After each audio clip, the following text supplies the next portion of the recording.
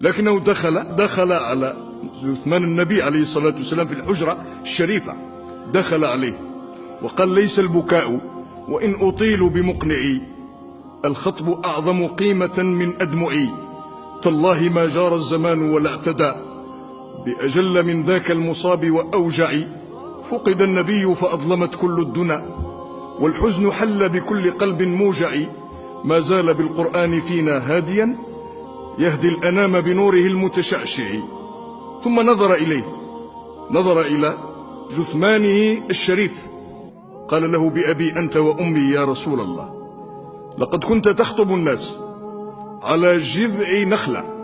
فلما كثر الناس اتخذوا لك منبرا، فحن ذلك الجذع إليك حتى وضعت يدك الشريفة عليه فسكت، فأمتك أولى بالحنين إليك. بأبي أنت وأمي يا رسول الله،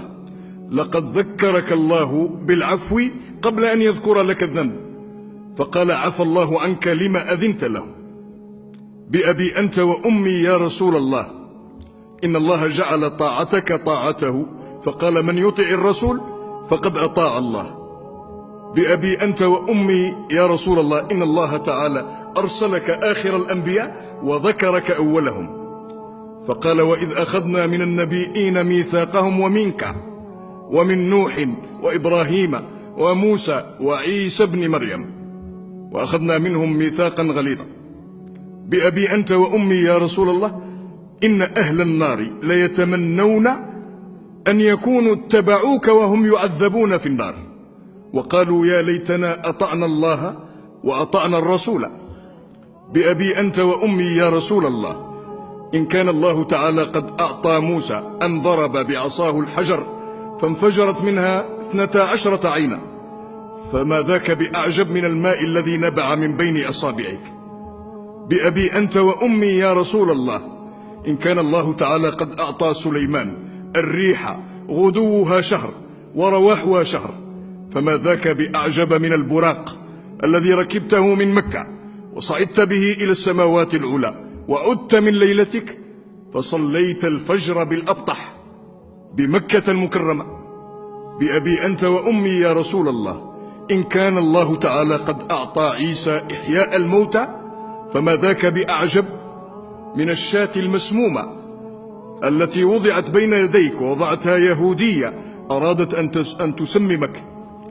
فقالت لك: لا تأكلني فإنني مسمومة.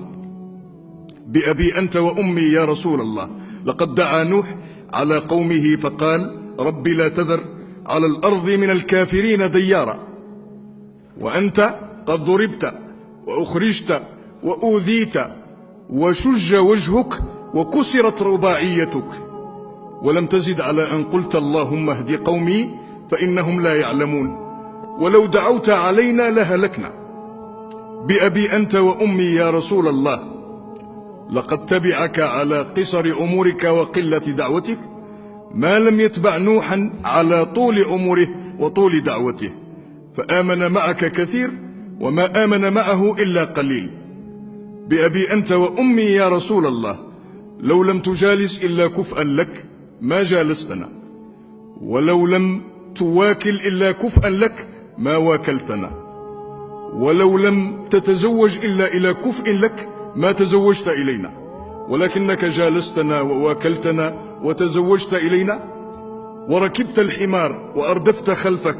ووضعت طعامك على الأرض تواضعا منك يا سيدي يا رسول الله. هذا هو سيدنا عمر الذي كان ينظر إلى النبي عليه الصلاة والسلام على أنه قدوة.